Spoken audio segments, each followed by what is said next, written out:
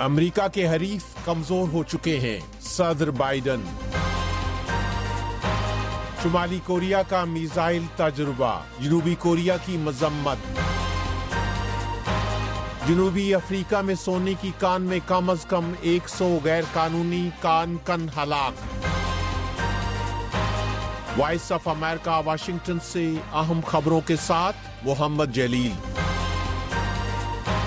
امریکہ کے صدر Joe Biden نے محکمہ خارجہ میں اپنے الوداعی خطاب میں خارجہ پالیسی کا دفاع کرتے ہوئے کہا ہے کہ گزشتہ 4 سال کے دوران امریکہ کے مخالفین کمزور ہوئے ہیں۔ خطاب میں بائیڈن نے 2022 میں روس کے یوکرین پر حملے اور مشرق وسطی میں اسرائیل کی جنگوں میں امریکی انتظامیہ کی حمایت کا ذکر کیا ہے۔ بائیڈن نے دعویٰ کیا ہے کہ روس اور ایران امریکہ کی براہ راست مداخلت کے بغیر جنگوں میں کمزور ہو چکے ہیں۔ بائیڈن نے کہا، Compared to 4 years ago, America is stronger. Our alliances are stronger. Our adversaries and competitors are weaker. We have not gone to war to make these things happen. 4 سال پہلے کے مقابلے میں امریکہ مضبوط ہے، ہمارے اتحاد مضبوط ہیں، ہمارے مخالف اور حریف کمزور ہیں۔ غزہ جنگ بندی اور یرغمالیوں کی رہائی کے معاہدے کے بارے میں بات کرتے ہوئے بائیڈن نے کہا کہ مذاکرات معاہدے تک پہنچنے کے قریب ہیں۔ یہ وائس آف امریکہ واشنگٹن ہے۔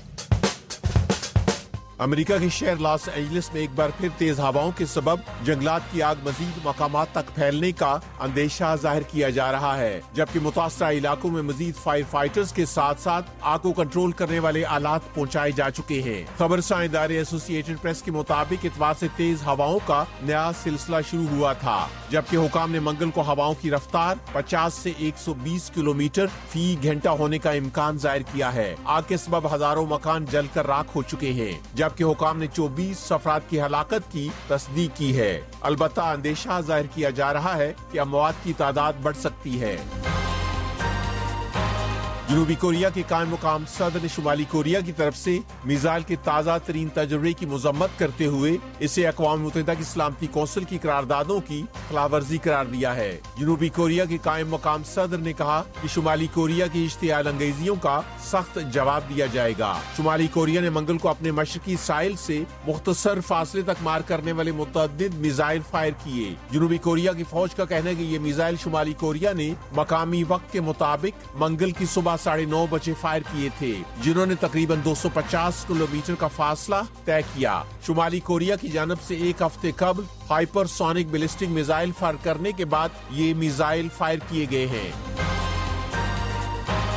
لیبنان کی پارلیمنٹ نے بین الاقوامی عدالت انصاف کے سربراہ نواف سلام کو ملک کا نائب وزیر اعظم نامزد کیا ہے۔ لیبنان کے صدر کا کہنا ہے کہ ممتاز سفارتکار اور قانون دان کے بطور وزیر اعظم تعیناتی کے بعد ملک کی نئی حکومت تشکیل پائے گی۔ سلام اس وقت بین الاقوامی عدالت انصاف کے سربراہ ہیں۔ ان کی نامزدگی مغربی حمایت یافتہ اور لیبنان کی پارلیمنٹ کے آزاد قانون سازوں نے کی ہے، جبکہ عسکری تنظیم حزب اللہ سے منسلک قانون سازوں نے کسی بھی امیدوار کو وزیر اعظم کے لیے نامزد نہیں کیا ہے۔ لیبنان میں اسرائیل اور حزب اللہ کے درمیان جنگ بندی کے بعد لیبنان میں وزیر اعظم کی نامزدگی کو ایک بڑی سیاسی پیش رفت قرار دیا جا رہا ہے۔ جنوبی افریقہ میں سونے کی ایک متروک کان میں غیر قانونی طور پر کان کنی کرنے والے کم از کم 100 افراد زیر زمین کئی مہینوں تک پھنسے رہنے کے بعد ہلاک ہو گئے ہیں۔ متاثرہ افراد کی ایک تنظیم کے ترجمان نے خبر رساں ادارے رائٹرز کو بتایا کہ جمعے کو زندہ بچ جانے والے کان کنوں کی طرف سے باہر لائے جانے والے موبائل فون پر 2 ایسی ویڈیوز ملی ہیں جن میں درجنوں لاشیں پلاسٹک میں لپٹی نظر آئی ہیں۔ ترجمان نے کہا کہ شمال مغربی صوبے میں واقع کان میں کم از کم 100 افراد ہلاک ہوئے